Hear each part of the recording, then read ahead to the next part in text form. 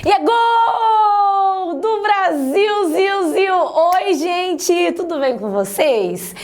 Nós chegamos a mais um episódio da nossa série Vem em mim, neném, ops, Enem, beleza? Estamos no nosso terceiro episódio, né? Queria saber se você já assistiu o primeiro episódio, já entendeu como que funciona essa situação, essa história, essa forma de perguntar do Enem. Se você já acompanhou o segundo episódio, assistiu também.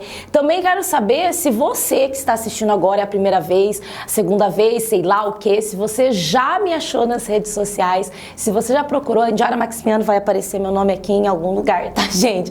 Andiara Maximiano.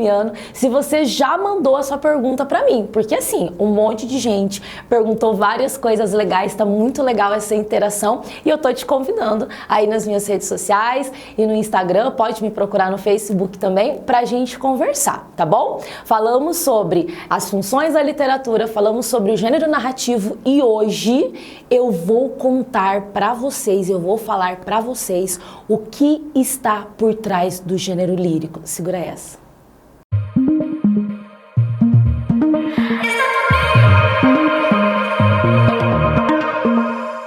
Belezinha? Então, como eu disse, hoje a gente vai falar nesse episódio, né? Agora a gente vai falar o que está por trás do gênero lírico e eu vou te passar, né, falar como que a gente deve analisar o gênero lírico. Então, para começo de conversa, nós estamos falando sobre poesia. Tudo bem?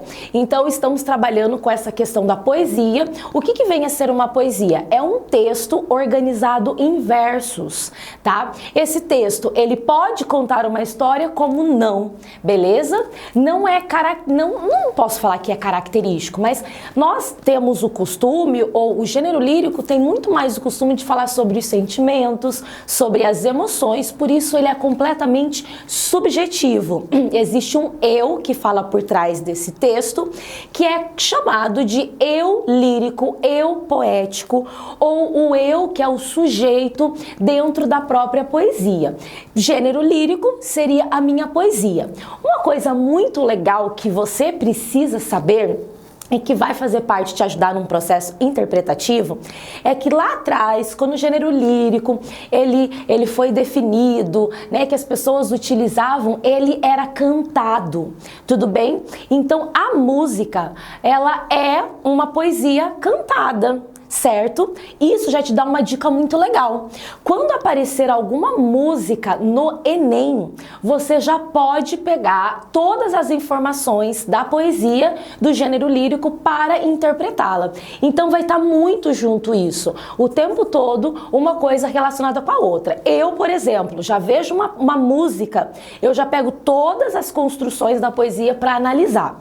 E aí nós chegamos a um impasse muito bacana. Como eu devo analisar o gênero lírico, a minha poesia no Enem?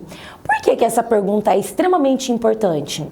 O vestibular, ele tem um costume meio que padrão, tem um padrão, né, de perguntar sobre o gênero lírico, levando em consideração a parte estrutural e a parte interpretativa. Então, é muito comum separar uma coisa da outra. Por exemplo, né, você tem alternativas que apontam ou questões que colocam. Isso daqui é um soneto, e esse soneto é composto por 2 quartetos, 2 tercetos, ou seja, 14 versos. Esse soneto é organizado com rimas ABBA, BBA, e os tercetos eles modificam um pouquinho. Eu chamo essas rimas de intercaladas, interpoladas e opostas. Ele pergunta muito sobre informações básicas. O soneto normalmente gosta, né, tem uma preferência pelo decassílabo e tudo mais. E aí você tem que saber essas informações, você já chega com todas essas informações. Aí é legal que o gênero lírico no vestibular, ele traz toda essa bagagem que você precisa saber, como que deve se metrificar uma poesia, né? Quais são as rimas possíveis, e aí você já tem a tabela, né, gente? Porque coisa pra caramba de rima pra memorizar. O que é uma rima soante, toante ou soante, consoante, toante?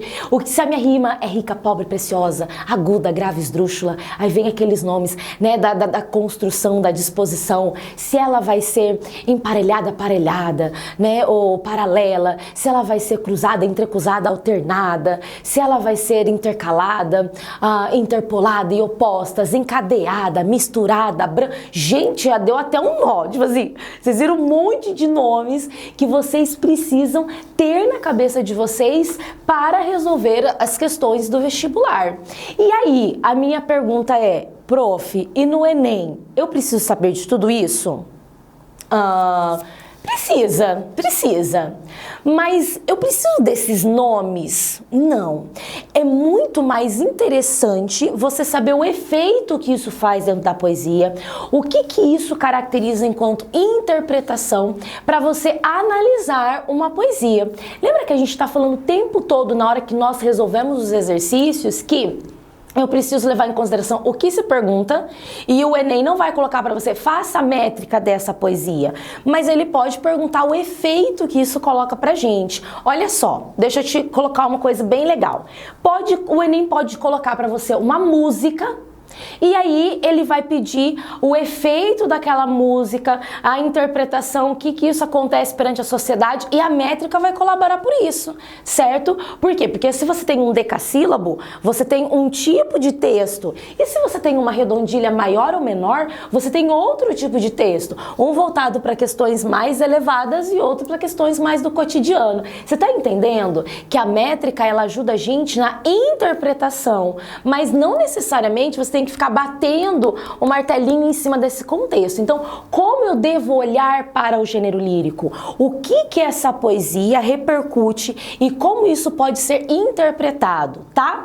Preciso da base? Precisa da base, mas o Enem vai pedir isso de formas diferentes para você. Bom, então vamos fazer o seguinte, a gente vai resolver aqui alguns exercícios para a gente já começar a pensar como esse gênero lírico aparece de uma forma geral. Eu trouxe dois exercícios para vocês, tá bom? Que tem vertentes bem diferentes um do outro, mas que vai te ajudar a entender como que esse processo funciona. Agora você vai entender porque que eu tô com essa camiseta do Brasil, tá, gente? Olha lá, vai aparecer aqui para vocês um texto do Enem recente, agora de 2018, tá? Que trouxe o hino nacional do Brasil. Olha o enunciado. O uso da norma padrão na letra do hino nacional do Brasil é justificado por tratar-se de um... Parou. Prof, isso não é pergunta de literatura.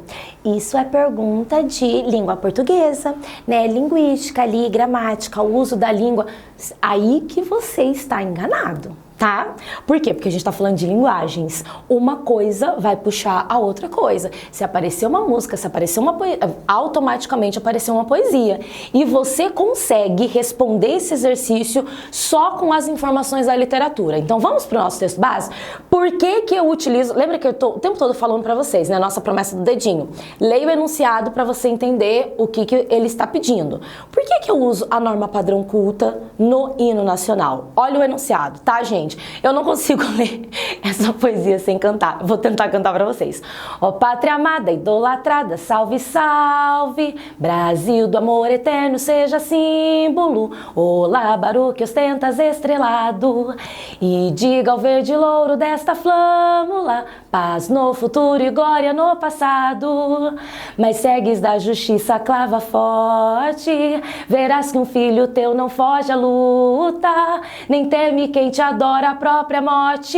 Terra adorada, entre outras mil és tu, Brasil, ó pátria amada, dos filhos deste sol és mãe gentil, pátria amada, Brasil, tan, tan, tan, tan. Tá bom, não, mas desafinadinha, mas o importante é o coração, eu sou uma boa pessoa. Olha só, perguntinha, por que eu uso a norma padrão culta no hino nacional? Olha a resposta, gente, pensa aqui comigo. Eu estou falando do hino nacional. Hino é um gênero que faz parte do gênero lírico, certo? Olha o que eu acabei de falar pra você. Hino é um gênero que faz parte do gênero lírico. Vocês sabem que o nosso gênero grande, ele se subdivide em outros gêneros. Então a gente tem aí hino, ode, idílio, écloga, sátira, heptalâmio e vários outros gêneros. Quando você pensa nisso, que hino é um gênero, e normalmente o hino, a gente, né, cria poesias e músicas, né, que eu já falei para vocês isso, que estão voltadas para divindades ou para entidades. Existe o hino do Brasil, existe o hino do meu time de futebol, existe o hino da minha cidade, existem hinários normalmente que são utilizados nas igrejas, uma composição, várias composições de hinos para Deus, né? Então isso é um gênero extremamente solene. Por quê? Porque se eu estou falando para divindades, se eu estou falando para entidades, algo nesse sentido, você não pode utilizar qualquer língua, você não pode utilizar aqui qualquer linguagem, desculpa, tá? Eu preciso estar no nível, né, de quem eu estou falando. Então, olha as minhas alternativas. Por que que eu uso a norma padrão na letra do hino nacional? Olha só, letra A, por ser a reverência de um povo ao seu país. Tudo bem, eu tenho reverência do povo ao meu país, mas é só por causa disso? Só porque é reverência? Não, eu levaria em consideração, o povo pode ter reverência para outras coisas, outras pessoas, eu posso ter reverência para uma pessoa, certo? E não é por causa disso que eu vou utilizar a norma padrão aqui dentro desse contexto, então não dá. É um gênero solene de característica protocolar, é protocolo, é um gênero, é óbvio, isso é um gênero, certo? Mas vamos ler as outras alternativas também. É uma canção concebida sem interferência da oralidade? Ok, né? É uma canção concebida, na verdade uma canção, tá, é um hino, é uma poesia que pode ser cantada, já começa a questionar algumas coisas. Sem interferência da oralidade? Na verdade você pode, mas tem que estar dentro de um contexto da norma padrão culta, tá? Então eu já colocaria muito defeitinhos aí nessa alternativa. Letra D, é a escrita de uma fase mais antiga da língua portuguesa? Não, né, gente? Não é porque é antigo que você tem que seguir a norma padrão, né? A gente tem vários outros textos antigos que não seguem. E a letra E, é um artefato cultural respeitado pelo povo brasileiro? Tá, é um artefato cultural, mas nem todos os artefatos culturais seguem a norma padrão culta. Então também não. O que sobrou? Gênero. Hino é um gênero. Gênero, um gênero protocolar, você tem que seguir esse estilo. Vamos para mais um exercício. Você viu? Não falou sobre outra coisa e você pegou a literatura para ajudar na interpretação. Esse outro exercício que está aparecendo aqui para vocês, ele trabalha bastante com a questão da leitura e interpretação de texto também, tá? Que é muito comum. Eu pedi leitura e interpretação de texto, temática, algo nesse sentido dentro da minha poesia e não ficar trabalhando com essas questões estruturais. O meu enunciado diz: o sujeito poético. Quem que é o sujeito poético? Eu lírico, certo? O eu lírico é o poético, algo nesse sentido. Então, o sujeito poético questiona o uso do vocabulário enseada. Por quê? Então, por que o eu lírico está perguntando e questionando o vocabulário enseada? Vamos ler o texto, porque, lembra? A resposta está no texto. O rio que fazia uma volta atrás de nossa casa era a imagem de um vidro mole que fazia uma volta atrás de casa. Passou um homem e disse: essa volta que o rio faz por trás de sua casa se chama enseada. Não era mais a imagem de uma cobra de vidro que fazia uma volta atrás de casa. Era uma enseada. Acho que o nome empobreceu a imagem. Olha só, ele não sabia o que era aquilo, então ele imaginava que era, né, o rio que passava por trás da casa era uma cobra de vidro que fazia uma volta atrás da casa. Aí alguém falou: não é uma cobra de vidro que dá, né, que passa por trás da casa, é uma enseada. Ele, putz, a enseada empobreceu a imagem. Olha só, diminuiu toda aquela imaginação que ele tinha. Então, o sujeito poético, voltando à minha pergunta, o sujeito poético questiona o uso da enseada. Por quê? Por quê? Letra A. Porque a terminologia mencionada é incorreta? Não, né, gente? Não é por isso que ele está falando, joga fora. B, é uma nomeação que minimiza, diminui, empobrece a percepção subjetiva, aquela percepção que ele tinha, sim, né? Mas beleza, vamos ler as outras alternativas, né? A palavra é aplicada a outro espaço geográfico, é por isso que ele tá questionando? Não, ele nem comenta sobre isso, né? Letra D, é uma designação atribuída ao termo, a designação atribuída ao termo é desconhecida? Desconhecida para quem? Já comecei a fazer perguntinha demais. E a letrinha E, a definição modifica o significado do termo no dicionário? Também não. Então joga fora. A gente viu que nós estamos questionando que a palavra, o vocabulário, empobreceu toda a imaginação dele.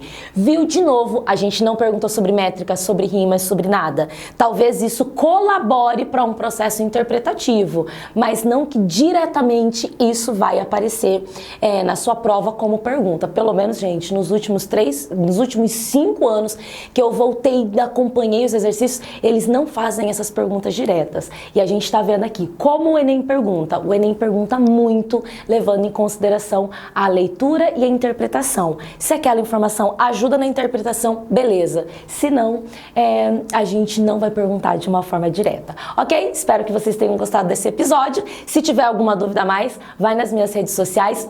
Não esqueça de assinar esse canal, de apertar aí o sininho para logo que sair o próximo episódio você assistir e acompanhar comigo, ok? Beijos!